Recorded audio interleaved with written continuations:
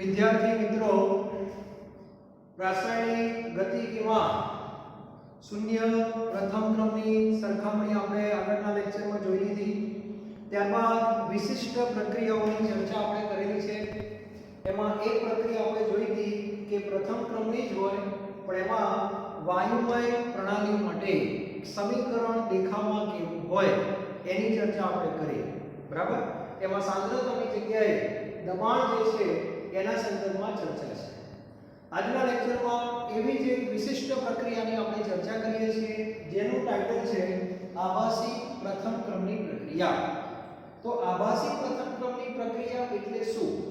તો એ પ્રક્રિયા વાસ્તવમાં દ્વિતીય ક્રમની છે. આપણી પાસે જે ઉદાહરણ છે એ સંદર્ભમાં હું ચર્ચા કરું છું કે એ પ્રક્રિયા વાસ્તવમાં દ્વિતીય ક્રમની હશે, પરંતુ એનો જે સ્વભાવ છે અને વર્તણૂક છે એ તમને પ્રથમ ક્રમની લાગશે, અને એ ઉપરથી આપણે એને આભાસી પ્રથમ ક્રમની પ્રક્રિયા કહી શકીએ.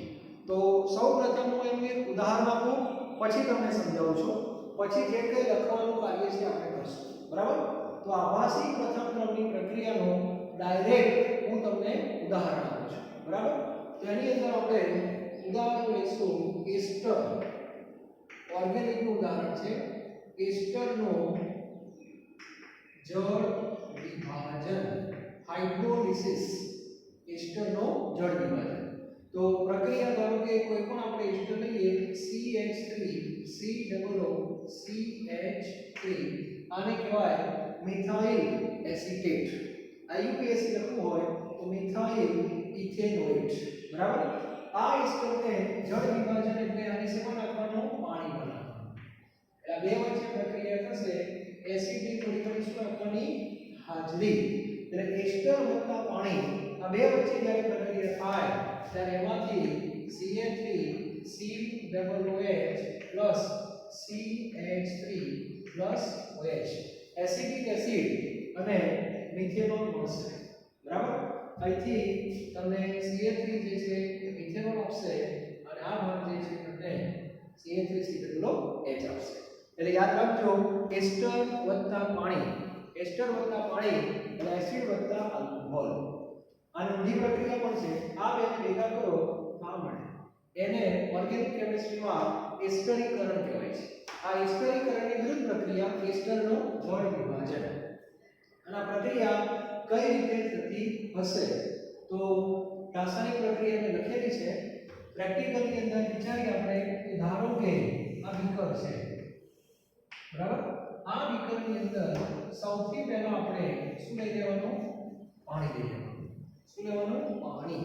જરા હવે એક મિનિટ, પહેલા પ્રમાણ લખી લો. ધારો કે આ પ્રમાણ છે 1:1:1 અને 1. બરાબર? અને પ્રયોગો પરથી આનું એક સમીકરણ લખું છું. પ્રયોગો પરથી અહીંયા લખું છું. ધ્યાન રાખો.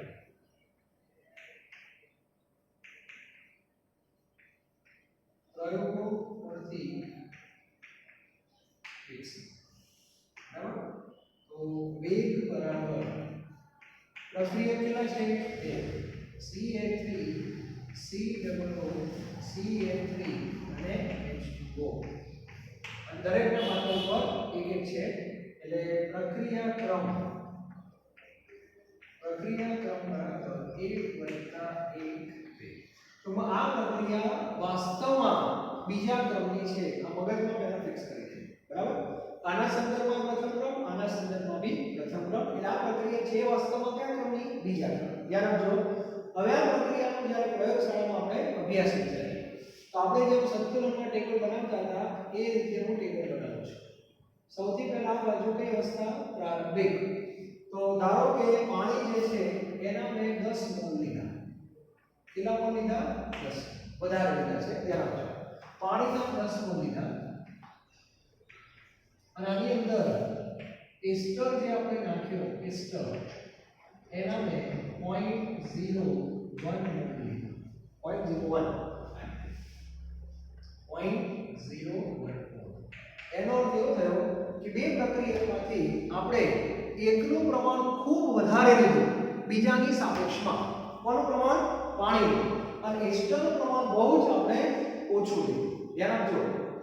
હવે એ વખતે આના અંશો મળે છે એટલે 0 0. ચાલો આ કઈ અવસ્થા થઈ ગઈ? પ્રારંભિક. હવે એસ્ટર તમે નાખી દીધો 10 મોલ પાણીની અંદર. ચમચીથી આ દ્રાવણને ધીરે ધીરે શું કરવાનું? હલાવતા જવાનું. બાજુમાં એસિડના થોડા ટીપા નાખતા જવાના અને એને કહેવાય જળ વિભાજન. અને જેમ જેમ પ્રક્રિયા થશે એમ એસિડ અને આલ્કોહોલ બનતા જશે. બરાબર? અમુક સમય પછી પ્રક્રિયા પૂરી થઈ ગઈ. બરાબર? હવે હું લખી દઈએ કઈ સ્થિતિ? અંતિમ. ધ્યાન આપજો. હવે તત્વયોગથી આપણે ભણી ગયા. તરત ખબર પડી જઈએ કે આ 1:1 નું પ્રમાણ છે, આ ઓછું છે ને આ વધારે છે. એટલે આ પ્રક્રિયા કયો કહેવાય? લિમિટિંગ કહેવાય. અને આ કયો કહેવાય? એક્સેસ. આવું 11મા ધોરણમાં પણ મેં તમને ભણાવેલું છે. લિમિટિંગ એટલે એ પ્રક્રિયા બધો જ વપરાઈ જાય. નંબર 1. અને નિપજ કેટલી મળશે એ પણ લિમિટિંગ નક્કી કરે. તો ધ્યાન આપજો. આમાં પાણી એ લિમિટિંગ નથી, એસ્ટર એ લિમિટિંગ છે. તો એસ્ટર કેટલો વપરાયો? 0.01 આમ ગયો.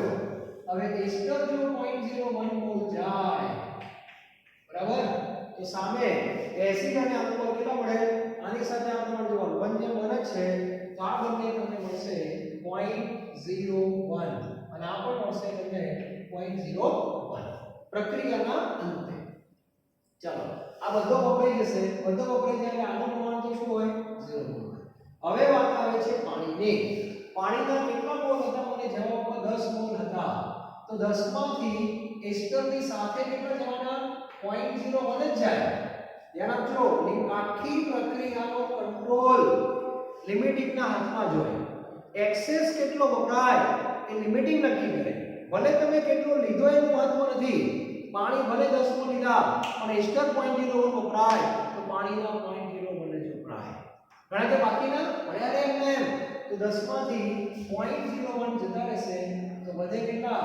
10 માંથી 0.01 જાય એટલે હું બાકી રહે ગણતરી કરો તો કેલ્ક્યુલેટરમાં બધા ગણતરી કરો અને મને જવાબ કહો 10 માંથી 0.01 જાય તો કેટલા બાકી રહે કહો?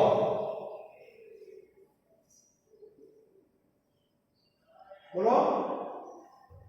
કેલ્ક્યુલેટરમાં જવાબ તમારો આવશે 9.99. તો 9.99 એટલે કહેવાય શું? પહેલા 10 જ કહેવાય. હું ફેર પડ્યો? બરાબર? એટલે જ્યારે આ પ્રક્રિયા પૂરી થાય, ધ્યાન રાખજો, બહુ સ્ટાન્ડર્ડ કોન્સેપ્ટ છે. જ્યારે આ પ્રક્રિયા પૂરી થાય તો પાત્રની અંદર કયા કયા ઘટકો હોય અને એનું પ્રમાણ કેટલું હોય. તો યાદ રાખજો, પ્રક્રિયા જ્યારે પૂરી થાય ત્યારે એસિડ કેટલો હોય? 0.01. આલ્કોહોલ કેટલો હોય? 0.01. એસ્ટર કેટલો હોય? 0 હોય જ નહીં. અને પાણી કેટલું હોય? 9.99 એટલે 10 જ કહેવાય. એનો સીધો અર્થ એવો થયો આખી પ્રક્રિયા પૂરી થઈ ગઈ પણ પાણીનું પ્રમાણ અચળ છે. આ પ્રક્રિયામાં પાણી શું કહેવાય? અચળ. અને પાણી અચળ છે માટે વેગ બરાબર શું લખાય? ધ્યાન આપજો. હવે મને જવાબ આપો. આ વેગ સમીકરણ છે.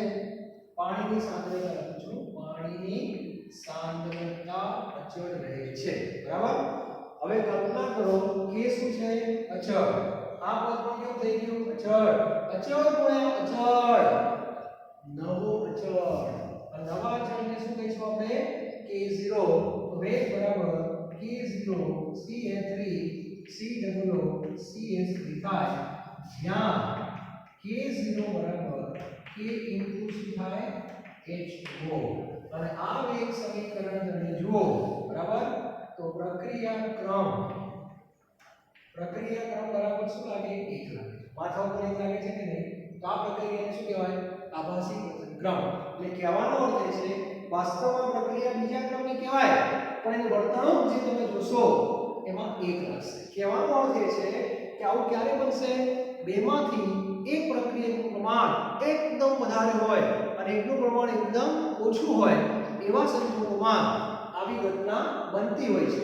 તો આપણી પાસે એક સરસ ઉદાહરણ છે 1:1 પ્રણાલીનો અને એટલા માટે આ થિયરી પણ આપણને ખબર હોવી જોઈએ.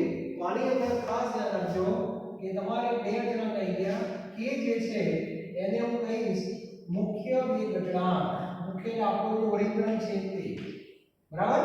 અને બીજો જે આપણો આવ્યો k0 એને આપણે કહીશું આભાસી વેગ અચળાંક.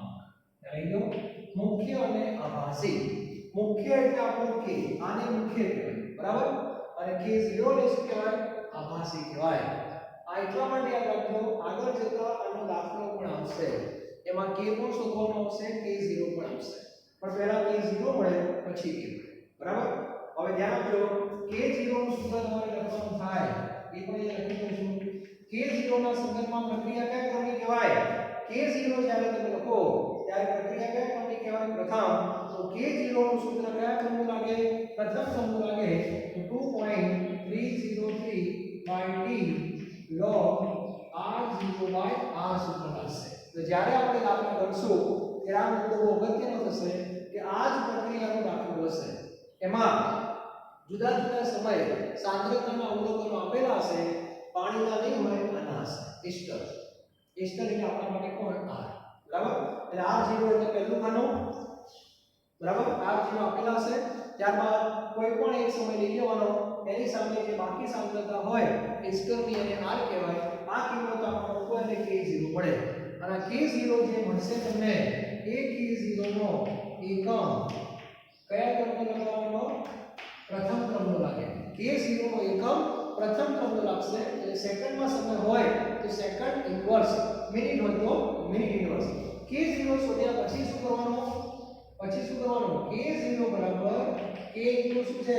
h2o. તો k બરાબર શું થાય? k0 ભાગ્યા h2o, બરાબર. તો મને જવાબ આપજો k નો એકમ કયા ક્રમનો લાગે? k નો એકમ દ્વિતીય ક્રમનો. બધું તમને અત્યારથી કીધું છે.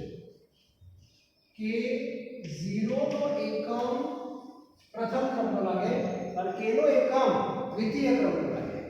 એટલે આભાસીના જે દાખલા પૂછાય છે એમાં પહેલા k0 શોધવાના હોય, પછી k શોધવાના. k શોધવા માટે k0 ને પાણીની સાંદ્રતા વડે ભાગી નાખવાના, જે આપી હશે, બરાબર. આ રીતનો દાખલો છે. સૌથી પહેલા ફરીથી એકવાર જોઈ લો. ઉદાહરણ કયું? એસ્ટરનું જળ વિભાજન. એટલે આ પ્રક્રિયા મેં લખી છે 1:1:1:1, બરાબર. એસ્ટર આપણે લીધા 0.01, પાણી લીધા 10 મોલ, પાણીનું પ્રમાણ વધારી દીધું, સામે 0 છે. પ્રક્રિયા પૂરી થઈ ગઈ. એસ્ટર એ લિમિટિંગ છે, બધો વપરાઈ ગયો અને વપરાય એટલે લિક્વિડનું પ્રમાણ આવી શકે તો 1:1 છે. આ કેટલો વપરાયો? 0.01. અહીંથી 0.01 ગયો, આ 0.01 જાય તો સામે 0.01 જ મળે. તો બંને 0.01 0.01. આ બાકી કેટલા રહે? કશું નહીં. 0.01 હતા અને જતા રહે, પૂરું થઈ ગયું. આ હતા કેટલા? 10. 10 માંથી આટલા ગયા, આટલા બાકી રહે. પ્રક્રિયા પૂરી થયા પછી પાણીના મોલ જैसे थे, બરાબર. એટલે આમ જોવા જઈએ તો પ્રક્રિયા દ્વિતીય ક્રમની છે. આ પ્રમાણે વપરાય તો છે જ, એટલે કહેવાય દ્વિતીય ક્રમ. પણ આવું આપણી પાસે રીડિંગ આવે છે, પાણીની સાંદ્રતા અચળ, અચળ ગુણ્યા અચળ, નવો અચળ k0, બરાબર. અને આ પ્રમાણે લખવાનો. k ને મુખ્ય કહેવાનો, k0 ને આભાસી કહેવાય. k0 નું સૂત્ર પેલું લાગશે આગળ જતા દાખલામાં, અને k નું સૂત્ર આ લાગશે. આટલું ખબર હોવી જોઈએ, બરાબર. ચાલો સરસ મજાનો ફોટો પાડી દો. સરસ મજાનો ફોટો પાડી દો.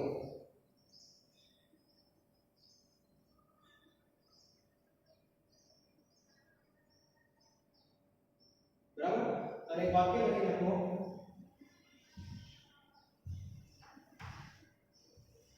ચલો ફોટો પાડી દો. હવે આના વિશે થોડું લખવાનું છે, આભાસી પ્રથમ ક્રમ વિશે. તો બોલું એ પ્રમાણે લખી નાખો, બરાબર. લખો કેટલીક પ્રક્રિયાઓ બે જુદા જુદા પ્રક્રિયકોના સંદર્ભમાં, કેટલીક પ્રક્રિયાઓ બે જુદા જુદા પ્રક્રિયકોના સંદર્ભમાં પ્રથમ ક્રમની હોય છે. પ્રથમ ક્રમની હોય છે એટલે કે પ્રક્રિયાનો કુલ ક્રમ 1 + 1 = 2 હોય છે, બરાબર. ચાલો બીજું હવે પ્રક્રિયા દરમિયાન કોઈ એક પ્રક્રિયકની સાંદ્રતા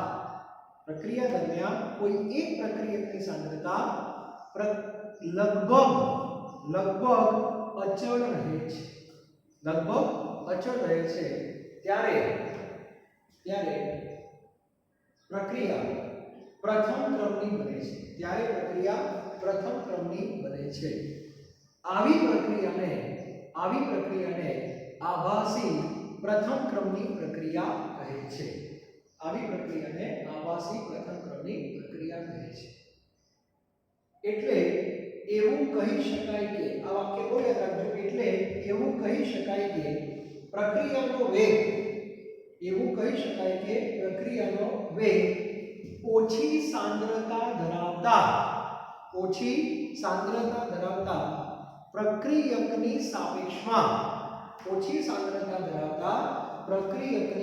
સાપેક્ષમાં સૂચિત બને છે. આજે તમને આ ઉદાહરણ જે તમને આપ્યું છે એમાં તમે એવું કહી શકો કે આ પ્રક્રિયાનો વેગ જે છે એ કોને અનુસરે? પાણીને અનુસરે કે એસ્ટરને અનુસરે? તો એસ્ટરને અનુસરે. અનુસરવું એનો અર્થ શું થયો કે પ્રક્રિયા ક્યાં સુધી ચાલુ રહેશે? તો જ્યાં સુધી એસ્ટર હોય ત્યાં સુધી. પાણી તો છેક સુધી છે, પણ પાણી હોય ત્યાં સુધી પ્રક્રિયા ના ચાલે. એસ્ટર હોય ત્યાં સુધી પ્રક્રિયા ચાલે. લિમિટિંગ પ્રક્રિયા હોય ત્યાં સુધી પ્રક્રિયા ચાલે. એટલે પ્રક્રિયાનો વેગ કોની સાપેક્ષમાં સૂચિત બને છે? તો યાદ રાખો, જેની સાંદ્રતા ઓછી હોય એની સાપેક્ષમાં સૂચિત બને છે. ક્લિયર? આવા ઘણા બધા ઉદાહરણો આપણે આપી શકાય. જેમ કે C+O2 એમાંથી શું બને? CO2. તો કાર્બન ક્યાં છે? તો લાકડું એ કાર્બન. ઓક્સિજન ક્યાં છે? હવામાં છે. અને લાકડાનું દહન થાય હવાની હાજરીમાં, તો આ પ્રક્રિયા થાય કે ના થાય? થાય જ. તો મને જવાબ આપો, આ પ્રક્રિયા ક્યાં સુધી ચાલુ રહે? કાર્બન હોય ત્યાં સુધી કે O2 હોય ત્યાં સુધી? વિચારો. કાર્બન હોય ત્યાં સુધી. કાર્બન ખલાસ, પ્રક્રિયા પૂરી. O2 તો છે જ. તો આનો વેગ પણ કાર્બનની સાપેક્ષમાં સૂચિત બને, નહીં કે ઓક્સિજનની સાપેક્ષમાં. ક્લિયર હોવું જોઈએ. કાર્બન એ લિમિટિંગ કહેવાય. O2 તો વાતાવરણમાંથી મળે છે આપણને, બરાબર? આ વિચારી શકાય. તો દરેકને આભાસી પ્રથમ ક્રમ શું છે ખબર હોવી જોઈએ, અને એનું આ બેસ્ટ ઉદાહરણ છે. અને આ જ જે ઉદાહરણ છે એનો જ ક્યારેક પરીક્ષામાં દાખલો પૂછાય છે. તેનો દાખલો ઉદાહરણમાં આપેલો હશે. તમે તમારા જાતે પ્રયત્ન કરી જુઓ. હું તો કરાવીશ જ આગળના લેક્ચરમાં બધાની સાથે. પણ દાખલો કેમ ગણવો એની અંદર તમને કહું તો ટી અને એસ્ટર આ બેના શું આપ્યા હશે? અવલોકનો આપ્યા હશે. સમયની સાથે એસ્ટરના અવલોકનો આપેલા હશે. t બરાબર કયો સમય હશે? 0. અહીંયા જે અવલોકન આપેલું હોય એ કયું હશે? r0 હશે. ધ્યાન રાખજો. પછી અહીંયા ધારો કે કોઈ સમય લેવાનો, એને અનુરૂપ સાંદ્રતા. જે સમય લો ને એને સામેની જ સાંદ્રતા લેવાની. આ સમય લો તો આ સાંદ્રતા લો. જે સમય લો એ સાંદ્રતા લેવાની. એ સમયને અહીંયા મૂકવાનો, એ સાંદ્રતાને અહીંયા મૂકો, સાદું આપો તો પહેલા તમને જે મળશે એ આભાસી વેગ અચળાંક મળશે. એનું કારણ આ સૂત્ર પ્રથમ ક્રમનું છે. આ પ્રથમ ક્રમનો જે k આવે આ થિયરીમાં k ના બોલાય, k0 બોલાય. બરાબર? અથવા k ડેશ ટેક્સ્ટબુકમાં જે સંકેત આપણે તમે જોઈ લેજો. બરાબર? પણ મુખ્યને મેં k કીધું છે તો આભાસીને આપણે k0 કહીશું. ટેક્સ્ટબુકમાં નવી ટેક્સ્ટબુકમાં શું આપેલું છે એ જોયું નથી, પણ ચેક કરજો. બીજા ક્રમમાં અહીંયા શું લખેલું છે જોઈ લેવાનું અને પછી જોઈ લેવાનું. બરાબર?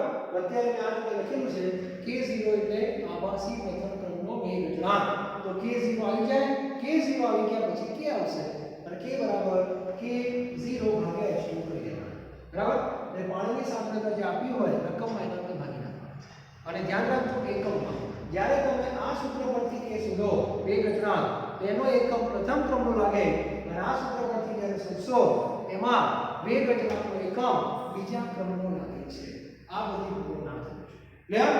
ફોટો ન પાડ્યો હોય તો વ્યવસ્થિત પાડી દેજો અને આ વિશિષ્ટ પ્રક્રિયા આપણી જે હતી બીજી પૂરી થઈ. એટલે આવું યાદ રાખો કે વિશિષ્ટ કેસ આપણી પાસે બે છે, એક વાયુ માટે અને એક આભાસી પ્રથમ ક્રમ. ક્લિયર? નેક્સ્ટ લેક્ચરની અંદર આપણે આ બધું જે ભણ્યા ખાસ કરીને શૂન્ય ક્રમ અને પ્રથમ ક્રમ વિશે, વિકલનીય વેગ સમીકરણ, સંકલનીય વેગ સમીકરણ, એનો આલેખ, એનો અર્ધાયુષ્ય, આ બધું જે આપણે જે માહિતી ભેગી કરી એનો હવે ઉપયોગ કરવાનો સમય આવી ગયેલો છે. તો નેક્સ્ટ લેક્ચરમાં આપણો ટોપિક રહેશે પ્રક્રિયાનો ક્રમ શોધવાની જુદી જુદી પદ્ધતિઓ. આ બધા જે ટોપિક આપણે ભણ્યા એને હું પદ્ધતિમાં કન્વર્ટ કરીશ. ટેક્સ્ટ બુકમાં ભલે કંઈ ના લખ્યું હોય પણ આપણે વ્યવસ્થિત પદ્ધતિસર ભણવાનું છે આખું ચેપ્ટર. બરાબર? એટલે જે કંઈ ભણ્યા એનો આપણે નેક્સ્ટ લેક્ચરમાં પદ્ધતિ સ્વરૂપે શું કરશું? ઉપયોગ કરશું. Thank you very very much.